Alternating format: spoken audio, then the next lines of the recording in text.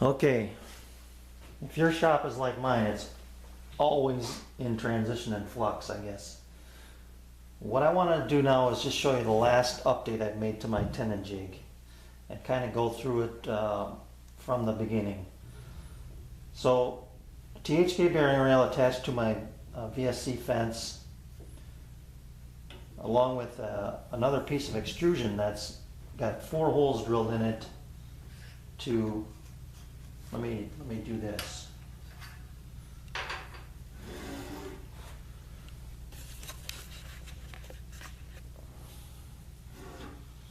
Okay, so piece of extrusion, THK bearing rail, or bearing, sorry, and then I got 4 holes drilled in the top of that to mate up with that bearing. Okay, so if you drill these on your drill press, they're going to be nice and parallel and square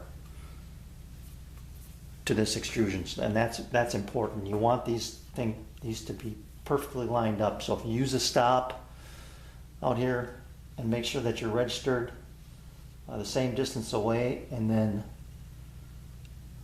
step your holes off and keep them nice and square, this will end up perfect. Okay, so that mounts to the rail, and when you do this, you gotta just take your time, do it nice and slow. You don't want to kick those ball bearings out of there. Okay, and then to that I have to this piece, I guess let me tell you what this is. This thing is, I believe it's 16 by 40, or 80, I mean, 16 by 80. Let me get my mic on this. Yeah, 16. I'm going to call that 16 millimeters by 80.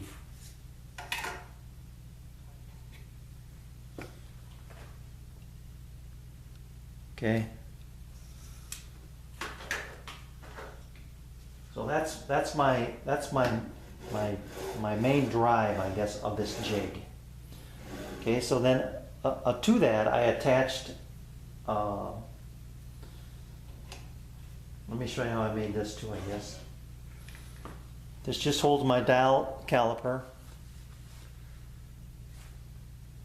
to a block of Baltic birch that I have a groove, or like a little stub tenon coming down the center of that. I've got a woodpecker's knob with a 1/4 bolt, and then my dial caliper or dial indicator is just attached to that. So that sits in this slot, and what that tenon does for you is it doesn't allow this to twist and move in the slot. So it's once you lock it down, that's rock solid, it ain't moving, and so you get a good solid measurement off of that. Okay, so I back that out of the way. This is my one stop, and this is my other. And you need a hex key tool to move that one. Okay. So let me bring in the jig itself that mounts this. I mean, it's all part of the whole setup, but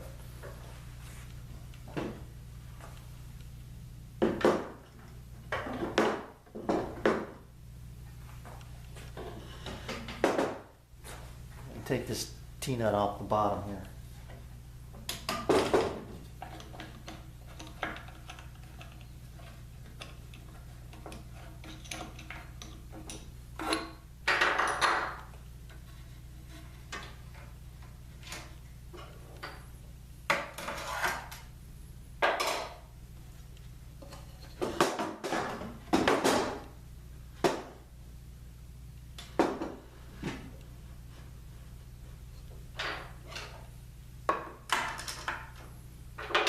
Okay, you just gotta make sure you're setting it up over that T-nut, and then that locks this down. So, let me widen this out a little bit here.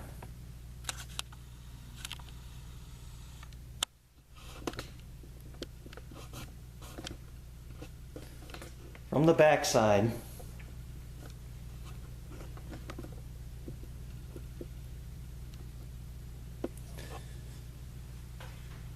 you'll see I have a stop here.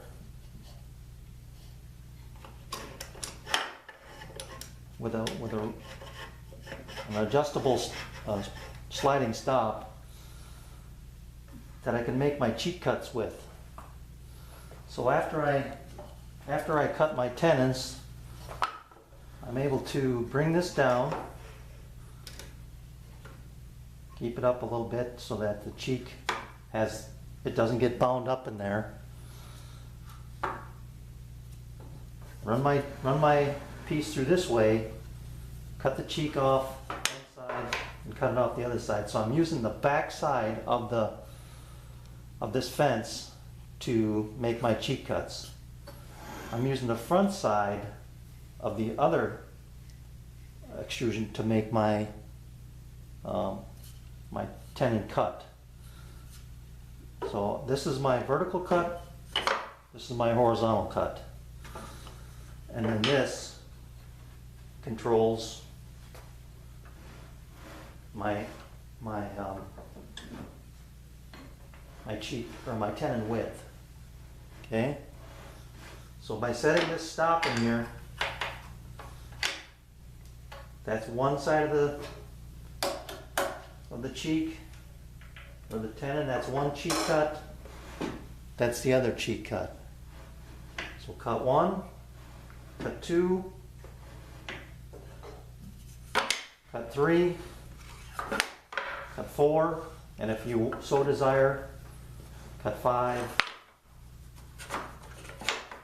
cut six, and then you are done. You know, then you will have a perfectly square tenon that'll fit in your perfectly cut mortise. So that's how this thing works. This part up here, this is overkill. I did it just because I have one, but take that out. Just because I had another bearing, I mounted a short stub of rail up here, giving me the ability to move this back quickly. This could very easily be something like I did here with my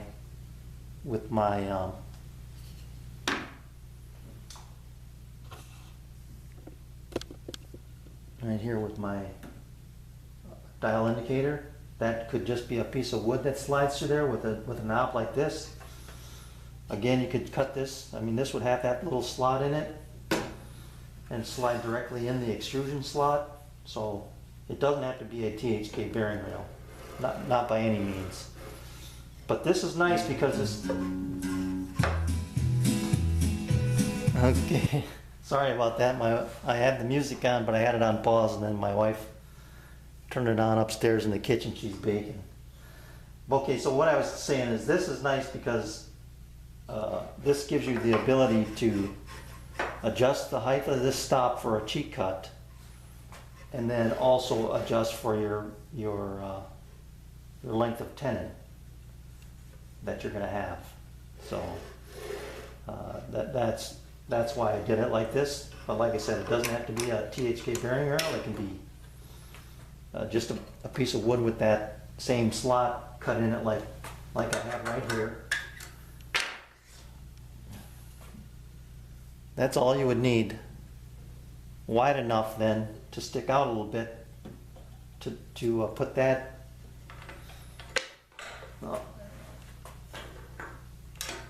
put this adjustable stop in there. Got that going the wrong way.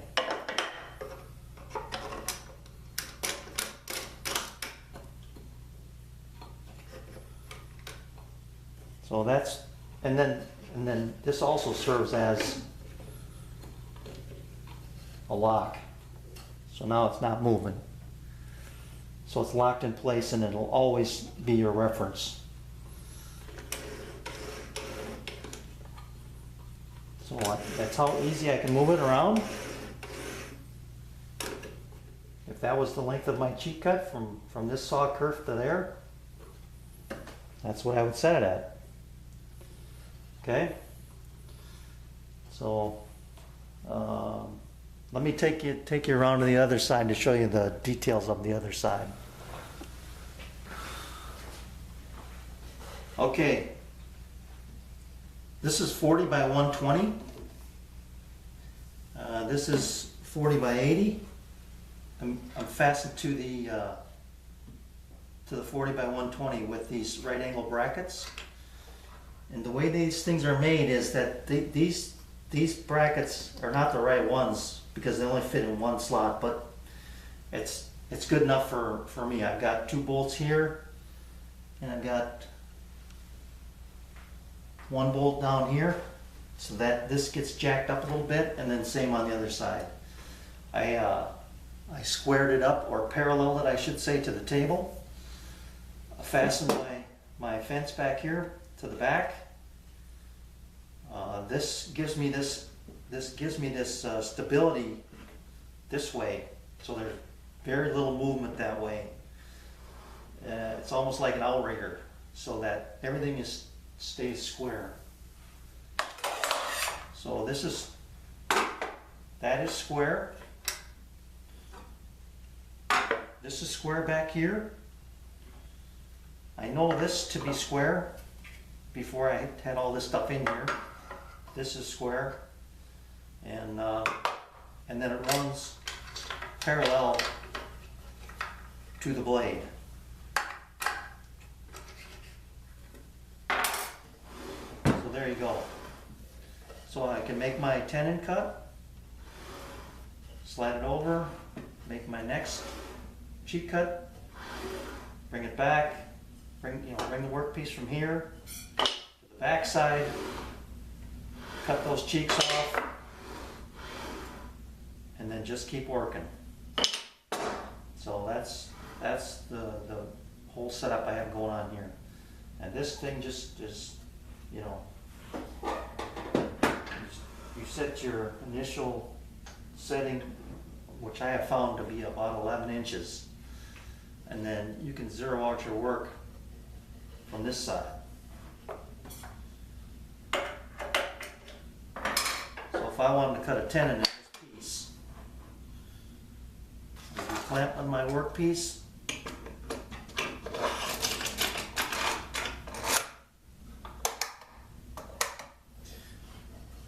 Move this over.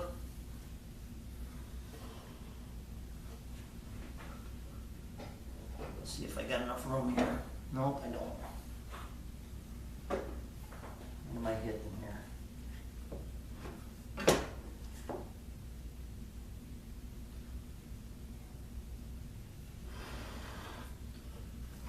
There we go. Okay, I don't know what I was butted up against, but now I can bring this over and zero it out on my blade.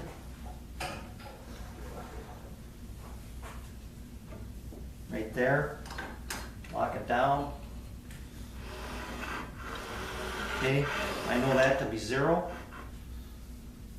And then I can make my adjustments on my stops here after I set up my dial indicator.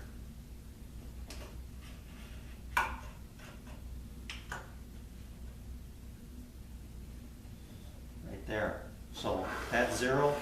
If I want a 1/4 inch tenon, 200 thousandths off of this edge, I move this over 200 thousandths, I lock this stop down. I'm just going to rough this out. There's my stop number 1. Actually, this is my stop number 1. Then I set my other cut.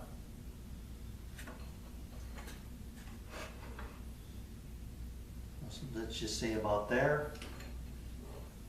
Set my other stop, and now I'm good to go. I can bounce back and forth between the 2 cheat cuts, like that. Then the other thing that I have the ability to do if I need to is I can use a spacer block. That's what this was actually. This was a spacer block, and then I put workpiece in here. And that allowed me to get right to the outside of this face without damaging my fence. So I have that 1/2 inch of play in there. If I want to work off of this edge or this edge, I have the ability to do that with this setup. So that's how my Tenon jig works. Okay, thanks guys, and once again, if you have any questions or want to know anything, give me a holler, and I'll do the best I can to answer your questions. Thanks.